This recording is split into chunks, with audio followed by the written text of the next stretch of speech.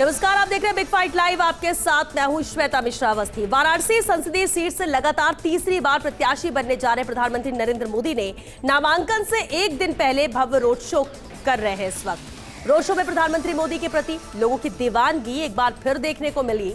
मोदी के गगनभेदी नारों से आसमान गुंजायमान रहा। लोगों ने नारेबाजी के बीच गुलाब की पंखड़ियों की बौछार प्रधानमंत्री पर की तो प्रधानमंत्री भी लोगों का अभिवादन हाथ जोड़कर स्वीकार करते रहे। रोड शो में वेद मंत्रों के साथ दक्षिण भारत की शहनाई, बंगाली समाज की धुन की और ढाक वाद्य यंत्र की भी गूंज सुनाई दी और इसके साथ ही गुजरात के डांडिया और गरबा की भी झलक देखने को मिली। सीधे तौर पर कहा जाए तो पूरे देश का दर्शन वाराणसी में देखने को मिला। कुल मिलाकर भारी भीड़ और उत्साह के चलते फिर से काशी नमो नमो हो गई है। लेकिन अब सवाल ये उठता है कि पूर्वांचल की ये 26 सीटों पर कितना असर ये डालेंगी और आने वाले जो 3 चरण हैं वो इससे क्या प्रभावित होंगे या नहीं। तमाम अहम सवाल और इस पर आज करेंगे बात।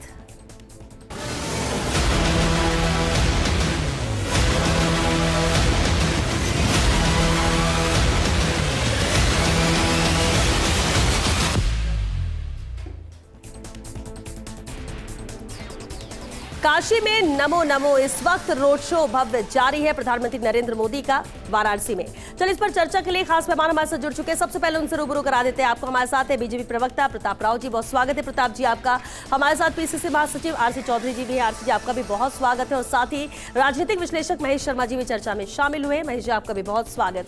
प्रताप राव जी आपसे ही शुरुआत करते हैं क्योंकि इस वक्त रोड शो जारी है और जिस तरह से काशी से भव्य तस्वीरें नजर आ रही हैं, क्या इशारा करती है श्वेता जी? न सिर्फ वाराणसी के लिए बल्कि पूरे देश के लिए भी, आने वाले चरणों के लिहाज से भी। श्वेता जी, जिस तरह से आप बोल ही रही थी कि प्रधानमंत्री का ये रोड शो अपने ही लोकसभा क्षेत्र में ये दिखाता है कि पूरा वाराणसी तो आज उमड़ा ही है, लेकिन देश भर से लोग उनके समर्थन में गए हैं, जो ये बताता है कि देश भर से प्रधानमंत्री नरेंद्र मोदी को कितना प्यार मिल रहा है, कितना समर्थन मिल रहा है, कितना जोश और उत्साह है उनके तीसरी बार प्रधानमंत्री बनने को लेकर। और ये वाराणसी का ये रोड शो ये सीधे सीधे ऐलान कर रहा है कि प्रधानमंत्री मोदी पूरी बहुमत के साथ, बड़े भारी बहुमत के साथ अपनी तीसरी सरकार बनाने जा रहे हैं। ये वाराणसी का रोड शो दिखा रहा है और रोड शो में जो उत्साह है वो बताता है कि आने वाली जो सरकार है वो कितने उत्साह से भरी होगी और 2047 के भारत के लक्ष्य को लेकर आगे किस तरह से बढ़ेगी। पूरा देश एक होगा, पूरा देश प्रधानमंत्री के साथ एक साथ खड़ा है।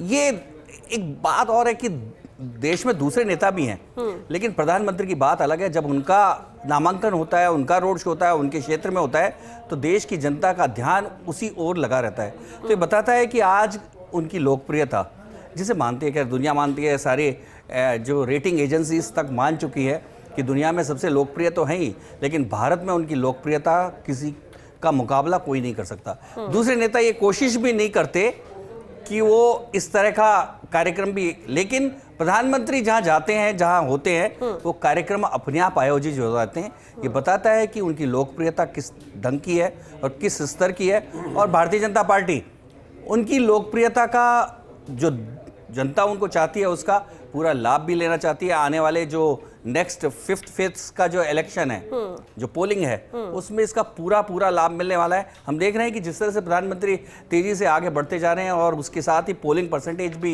ज़्यादा बढ़ती जा रही है और उसका एक सीधा कि मतदाताओं में उत्साह भी बढ़ता जा रहा है। ठीक है आरसी चौधरी जी, अब प्रताप राव जी ने तो बयां किया, ये जो चित्र नजर आ रहा है, ये जो तस्वीरें नजर आ रही हैं काशी से, लेकिन आरसी जी, कांग्रेस का क्या नजरिया है इस भव्य रोड शो को लेकर, काशी को लेकर, आने वाले 3 चरणों को लेकर और खासतौर से आज जो 96 सीटों पर वोटिंग संपन्न हुई है उसे लेकर भी?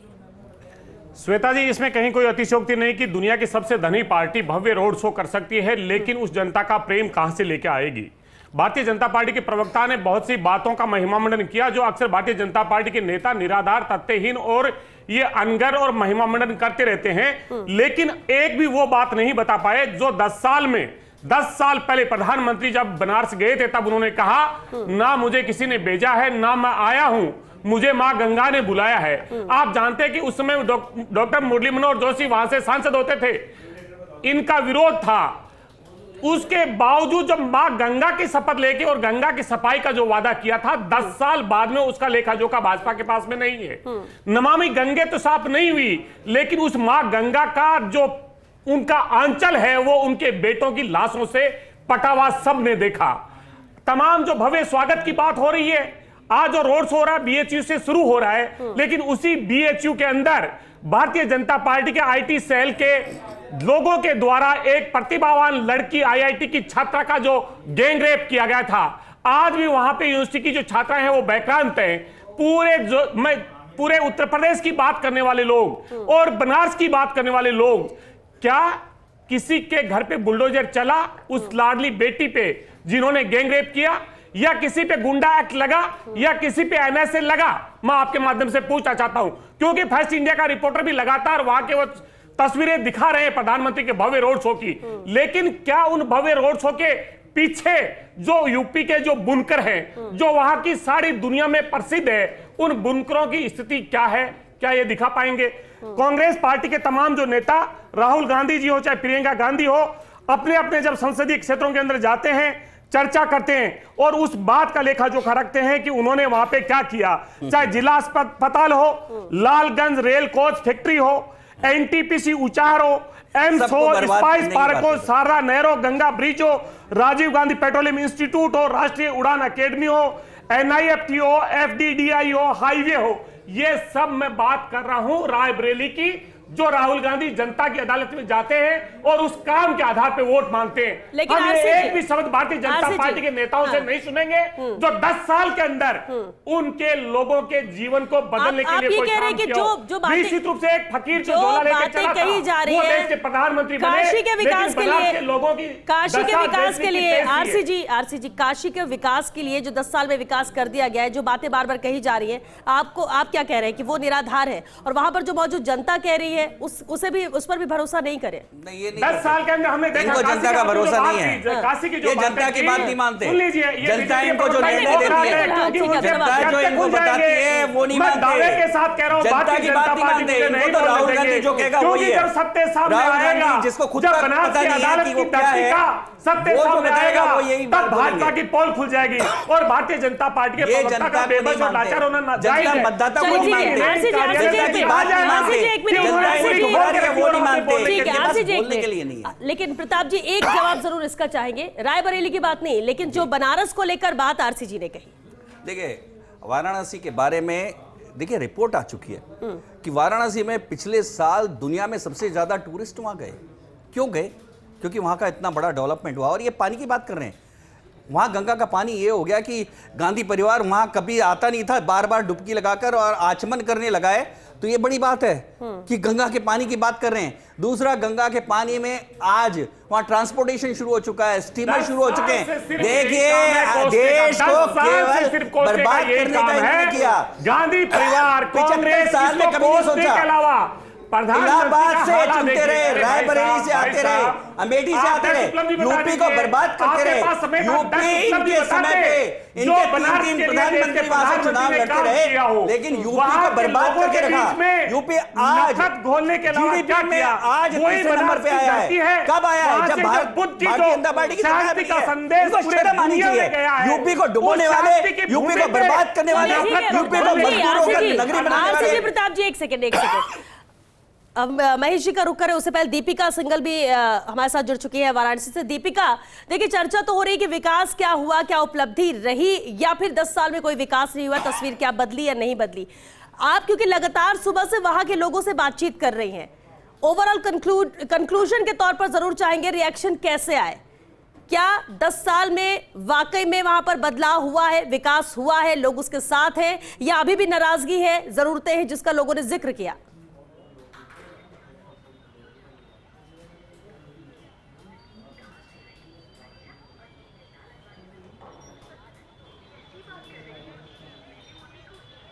बिल्कुल श्वेता, इससे पहले जब हमारी बात हो रही थी उसके बाद भी हमने कुछ और लोगों से बातचीत की। हमने उनसे पूछा कि यहाँ पर कोई जातीय समीकरण या फिर प्रत्याशी का चेहरा या फिर कोई और ऐसी बात आपको समझ में आती हो, या फिर आप कहना चाहती हो, या फिर किस तरीके से यहाँ पर मतदान होता है और कैसा चुनाव रहता है। तो सभी की तरफ से एक बात ये कही गई है कि यहाँ पर कोई प्रत्याशी नहीं, कोई चेहरा नहीं, यहाँ पर सिर्फ प्रधानमंत्री नरेंद्र मोदी हैं। फिर विकास को लेकर जब हमने उनसे बातचीत की कि क्या विकास की दरकार है, तो ऐसा कोई व्यक्ति नहीं मिला जिसने ये कहा हो कि यहाँ पर विकास हुआ नहीं है। जिससे भी हमने बातचीत की, उन्होंने कहा कि सबसे पहली बात तो यह है कि सड़कों का चौड़ीकरण करवा दिया है, उससे कई फायदे उन्होंने गिनाए। पहली बात, जब सड़कों का चौड़ीकरण हो गया तो जो परेशानी थी लोगों की वो दूर हो गई। दूसरी बात यह है कि जो गड्ढे बड़े बड़े होते थे वो दुर्घटना का शिकार लोग हो जाते थे, दुर्घटनाओं में कमी आ गई। तीसरी बात यह है कि जो व्यापारी जो जाते थे उनके लिए सहूलियत हो गई। चौथी बात यह है कि जो ड्राइवर्स, हमने इवन ड्राइवर से भी बात की, उनसे हमने बात की, उनसे भी हमने जाना कि क्या वाकई में विकास हो। हर एक तबके से हमने बातचीत करने की कोशिश यहाँ पर की, तो उन्होंने कहा कि देखिए जब गड्ढे भर गए तो आप सोचिए जो गाड़ी का मेंटेनेंस हमें 10-10 दिन में कराना पड़ता था, अब वो महीने हो जाते हैं, क्योंकि पहले इतनी ज्यादा गाड़ियों की खराब हालत हो जाती थी, सड़कों के चौड़ीकरण की वजह से हुआ। ये पहली बात। लेकिन दूसरी बात यह है कि मुद्दों को लेकर भी लोगों ने बात नहीं की। बेरोजगारी, महंगाई, जिसका जिक्र बार बार विपक्ष के तरफ से किया जाता है कि मुद्दे आज के ये है, बात इस पे होना चाहिए। नहीं,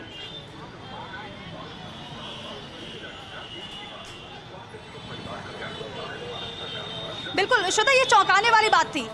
हमने सवाल किया उनसे कि महंगाई, बेरोजगारी, विपक्ष इस बात को उठा रहा है, विपक्ष आरक्षण का मुद्दा उठा रहा है, विपक्ष संविधान का जिक्र कर रहा है, विपक्ष कह रहा है कि इतने सालों में सिर्फ महंगाई बढ़ी है, लेकिन बेरोजगार को रोजगार नहीं मिला है।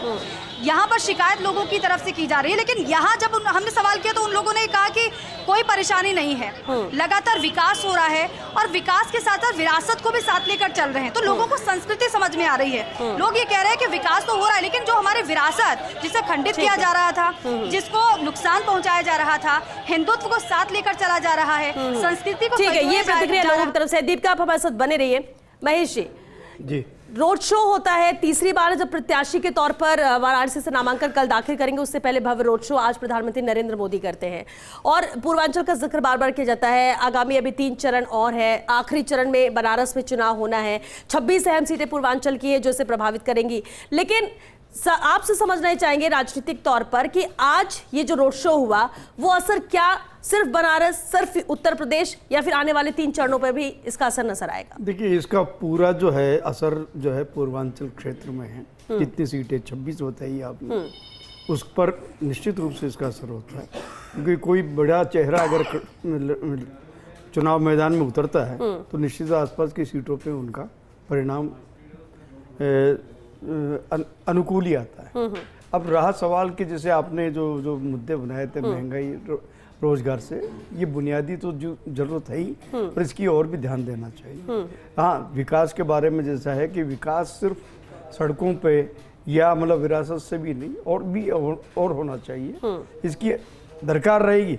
ऐसी बात नहीं कि विकास कभी थम गया हो, या उसके एक हम पैमाना तय कर दिया कि इस विकास के आगे कोई है नहीं है। विकास के अनवरत प्रवृत्ति होती है, वो चलता रहता है। अब सवाल ये है कि मतदान क्यों घट रहा है, ये सबसे बड़ी चिंता का विषय है कि इतना उपाय किया, आपके निर्वाचन विभाग भी कर रहा है और प्रधानमंत्री भी अपील कर रहे हैं, दूसरे नेता भी अपील कर रहे हैं, और साथ साथ ही जितना भी हमारा जो प्रशासन है वो भी इसमें तैयारी कर रहा है, लेकिन मतदान में प्रतिशत या उदासीनता कहें इसे, तो इसकी उदासीनता दूर करने के लिए ये लोग इस तरह की जो प्रवृत्ति है कि इसमें इसकी उदासीनता को दूर किया जाए। जब तक उदासीनता दूर नहीं होगी तब तक आप ये मान के चलिए लोकतंत्र भी मजबूत। लेकिन ये हो कैसे? पहले चरण में नजर आया वोटिंग परसेंट कम, कोशिश की गई, दूसरे में भी कोई ज्यादा बेनिफिट नहीं, तीसरे में भी नहीं, चौथे में भी 5 बजे तक का 62% अभी मतदान का परसेंट है, फाइनल आने में भी थोड़ा सा वक्त है।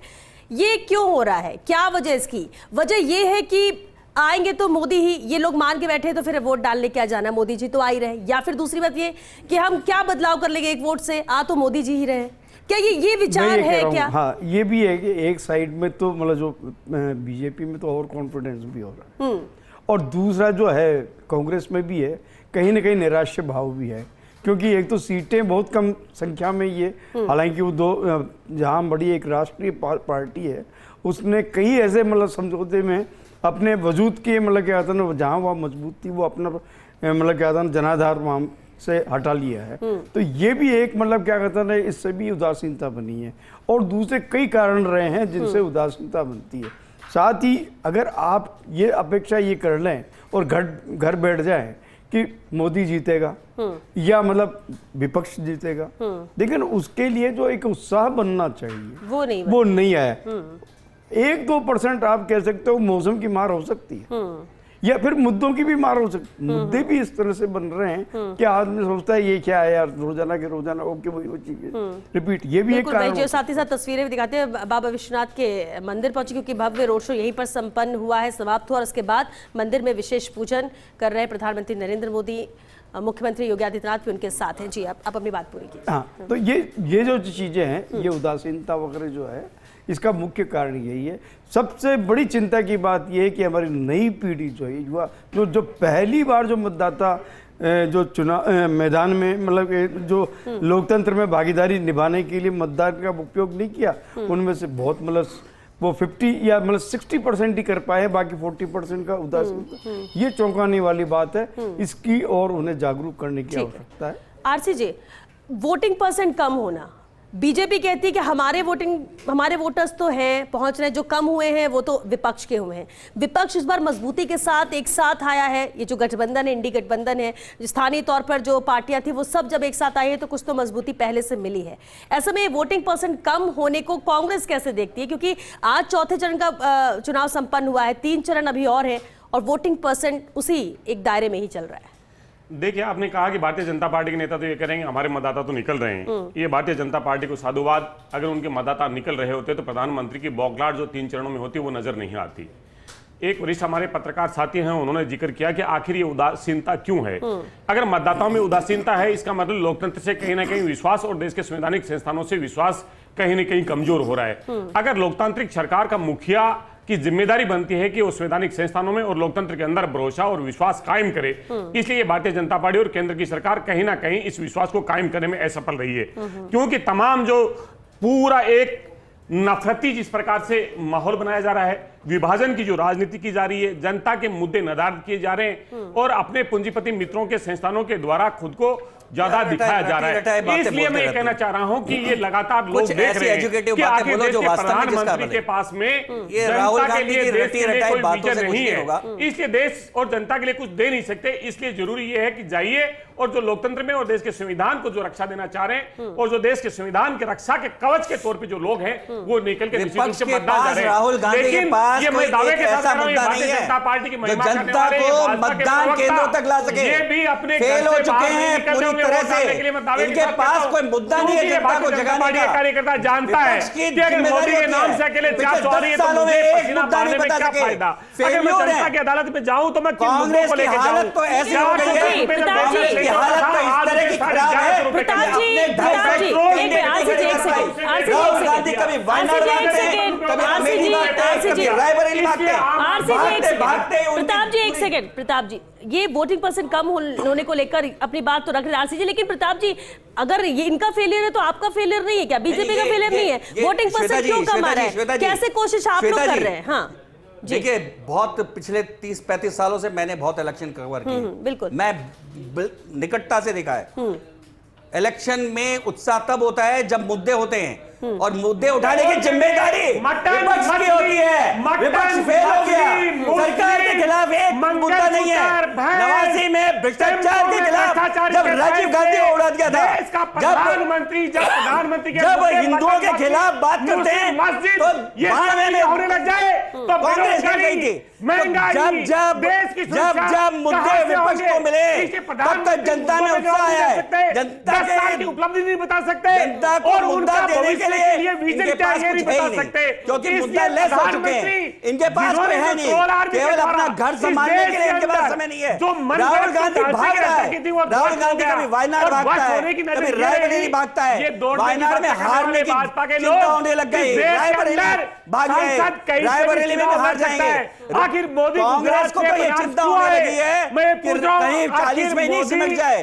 तो हालात ये है, गुजरात से बनास क्यों आए? मैं ये पूछना चाह रहा हूं, कांग्रेस के पास कोई मुद्दा नहीं है, अगर वो इसको भागना कहते हैं तो केवल मैं पूछ रहा हूं कि ईडी मोदी करके गुजरात से करते हैं। भागे हैं क्या? चोरी करते हैं, मोदी जी गुजरात से भागे क्या? चोरी तो इनके पास कोई दम नहीं है, जनता की एक बात उठाते नहीं है, जनता के मुद्दे लाते नहीं है, इन्हें केवल अपने घर की चिंता है, भ्रष्टाचार, अपने भ्रष्टाचार करके अपने को बचाने में लगे रहते हैं, जनता की बात कभी नहीं उठाते। चलिए ये जनता महेश के खिलाफ है। महेश जी, क्या वाकई में मुद्दे नहीं, क्योंकि देखिए हिंदू मुस्लिम भी हुआ, कई मुद्दों को भी उठाया गया, आरक्षण का मुद्दा भी आया, पीओके तक पहुंच गए, पाकिस्तान तक चले गए, लेकिन वाकई में क्या जनता से जुड़े हुए मुद्दों को विपक्ष उठा नहीं पाया, या फिर मुद्दे दिए नहीं गए, या फिर हाथ में रहे उसे एनकैश नहीं करा पाया और इसलिए मुद्दे उतने ज्यादा हावी नजर नहीं आ रहे हैं? देखिए वहाँ जहाँ तक सवाल है, सबसे बड़ा एक इसमें अभी जो जम्मू कश्मीर का उदाहरण बता रहा हूँ, यहाँ पे जिस तरह से पिछले चुनाव की तुलना में दुगने से लगभग जो परसेंटेज है उसमें वो मतदान हुआ, तो कहीं ना कहीं मतलब क्या कहता ना ये तो है क्या भाजपा है क्या? है ना, लड़ रही है भाजपा। भाजपा है क्या? ये नहीं कह रहा हूँ, एक सेकंड, ये है कि अगर उनके प्रति उत्साह है तो क्या भाजपा लड़ रही है क्या? मैं ये कह रहा हूँ 5 साल तक लोकतंत्र का जो गला घोट के रखा और वन नेशन वन इलेक्शन की बात करने वाली भारतीय जनता पार्टी विधानसभा के चुनाव क्यों नहीं करवा रही? सुप्रीम कोर्ट ने कहा 20 सितंबर से पहले चुनाव कराने हैं, आखिर क्या वजह थी जो दोनों को साथ नहीं ले पाए? इसलिए मैं कहना चाह रहा हूं कि इसके अंदर ना केंद्र की सरकार की आपके कोई उपलब्धि पास है, ना कोई ही मुद्दे नहीं है। प्रधानमंत्री की उपलब्धि है। एक अगर सुनिए, उपलब्धि होती महेश जी, तो महेश जी, महाराष्ट्र की बात एक करते, सेकंड, अगर एक उपलब्धि होती तो गुजरात की बात करते, ठीक अगर है। उपलब्धि होती तो मध्य प्रदेश की बात करते, अरे राजस्थान आप की बात करते, कीजिए ना, जिन्होंने लगातार 25-25 आप सीटें सरकार दी के है। खिलाफ बात इसलिए कीजिए ना, उत्तरी आपके भारत पास के अंदर मुद्दा ही भारतीय नहीं है। जनता पार्टी इस हाफ है, 10 साल साउथ में में साफ एक है, मुद्दा नहीं और दिया, एक प्रधानमंत्री मुद्दा। मोदी चार कांग्रेस जून को केवल अपने ही शरीर को संभालती रही, कांग्रेस टूट टूट कर बिगड़ती रही। प्रताप जी, प्रधानमंत्री कोई इधर गिरा, कोई उधर गिरा, आज 4 लोग रह गए, केवल गांधी परिवार का झुंझुना बन गया है। कांग्रेस है क्या? केवल गांधी परिवार का झुंझुना। 3 लोग मिलकर 4 जून को केवल जाने वाले परिवार की प्रताप पार्टी जी, बन चुकी है। 4 जून कौन को जनता उनके इसके हाथ की पीछे बौखलाहट आएगी? उनके तो चेहरे पे परिवार साफ की नजर आ रही प्राइवेट है। लिमिटेड कंपनी है। अकेला व्यक्ति कांग्रेस को अपने पार्टी के नहीं पूछने शुरू के साथ प्रताप जी एक सेकंड, आप दोनों ने अपने दावे कर लिए, 4 जून को क्या होगा, ठीक है, आप लोग ने अपने अपने मुद्दों की बात कर ली, वो भी ठीक है, लेकिन महेश जी जो बात रख रहे हैं उसे भी पूरा करने दीजिए। महेश जी, तो मैं ये कह रहा था कि वहाँ पे मतलब चुनाव में उनकी एक मुख्य धारा, देश की मुख्य धारा से वो जुड़ने की कोशिश की है, जो कि एक बहुत पहले नहीं हुआ था, तो ये एक परिवर्तन एक देखने को मिला। दूसरा एक ये जो है कि बंगाल में अच्छा प्रतिशत है, आप ये देखो जितने भी दौर में हुए बंगाल में अच्छा मतलब क्या होता है ना वहाँ, लेकिन महेश जी कहते हैं ट्रेंड ही ऐसा होता है, लेकिन जिस हिसाब से ट्रेंड होता है उस लिहाज से भी ये कम है, इससे भी ऊपर जाता है। वो स्पर्धा की भावना जहाँ ज्यादा होती है कि कहीं हमारा दल पीछे नहीं हो जाता, इसलिए दिक्कत ये वहाँ है पे कि वोटिंग कहीं- परसेंट थोड़ा बेटर कहीं है। ये भी होता है कि कम परसेंटेज का यार हम तो जीते हुए हैं, या मतलब और कॉन्फिडेंस भी ऐसी जो चीज होती है वो मतलब क्या होता है ना मार देती है कभी-कभी।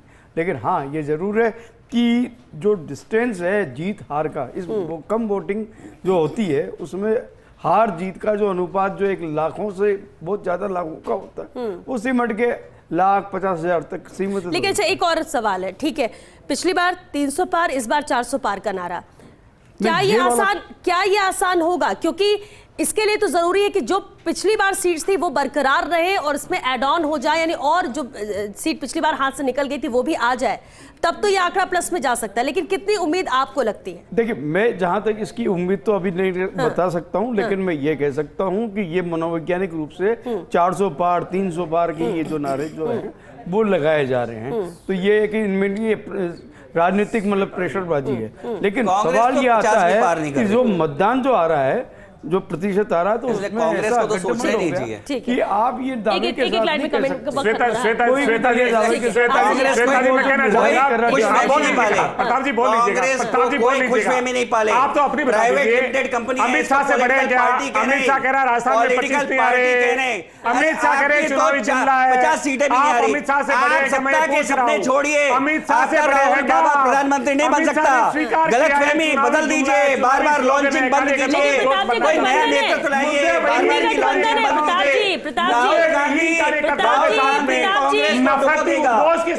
ताले लगने की नौबत आ गई है, आपके कार्यालय में ताले लगने की नौबत आ गई है, कोई अलीगढ़ का ताला ले जाइए और लगा दीजिए। इस बार कांग्रेस पार्टी का ताला लगने वाला है, क्योंकि जो जीतेंगे वो भी छोड़ के चले जाएंगे। कांग्रेस खत्म होने वाली पार्टी है, प्राइवेट लिमिटेड पार्टी के साथ जनता नहीं रह आप सकती। सुनिए, आप लोग ना अपनी पार्टी से ज्यादा सामने वाली पार्टी को लेकर ज्यादा कॉन्फिडेंट लग रहा है कि कितने आंकड़े यहाँ पर आएंगे, नकार रहे हैं, लेकिन नहीं, भारतीय जनता पार्टी के हाँ। वरिष्ठ प्रवक्ता हैं, हाँ। बीच में इनकी बौखलाहट ये बताती है कि मुद्दे बताती नहीं है मैंने कि कहा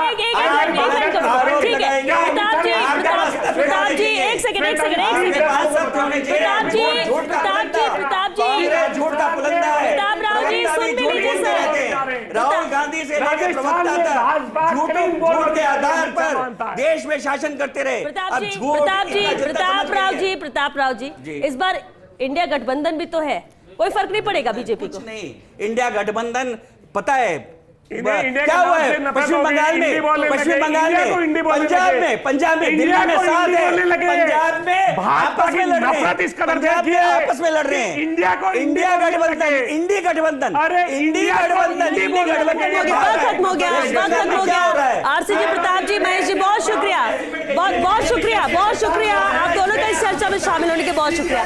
तो देखिए, चौथा चरण संपन्न हो गया है, बस इंतजार है तो फाइनल वोटिंग परसेंट आने को लेकर। 96 अहम सीटें थी, मतदान हो चुका है, लेकिन अहम आने वाली 3 चरण भी है। लेकिन अहम तस्वीरें जो आज नजर आई वो है रोड शो की, जो काशी में देखने को मिला। अभी भी प्रधानमंत्री नरेंद्र मोदी वहीं पर मौजूद है, उनके आने के साथ ही 22 घंटे उनकी मौजूदगी रहेगी। कल वो नामांकन दाखिल करेंगे, अभी बाबा विश्वनाथ के दर पर है, विशेष पूजन कर रहे हैं। लेकिन असर कितना पूर्वांचल पर होता है, 26 सीटों पर होता है, कितना असर इस रोड शो का आने वाले 3 चरणों में होता है? क्या वाकई में मुद्दे हावी होंगे या फिर सिर्फ मोदी का चेहरा ही काफी है? और क्या जो कोशिश विपक्ष कर रहा है एकजुटता के साथ, उसमें कामयाब हो पाएगा? तमाम अहम सवाल जरूर है, लेकिन इतना कह सकते हैं कि चौथा चरण संपन्न होने के साथ हम कह सकते हैं कि आधे से ज्यादा रास्ता यहां पर तय हो गया है। लोकसभा चुनाव की जो सीट्स है उस पर आने वाले 3 चरण भी महत्वपूर्ण है। क्या कुछ होता है वो आने वाला वक्त बताएगा, लेकिन फिलहाल बिग फाइट लाइव में आज के लिए बस इतना ही।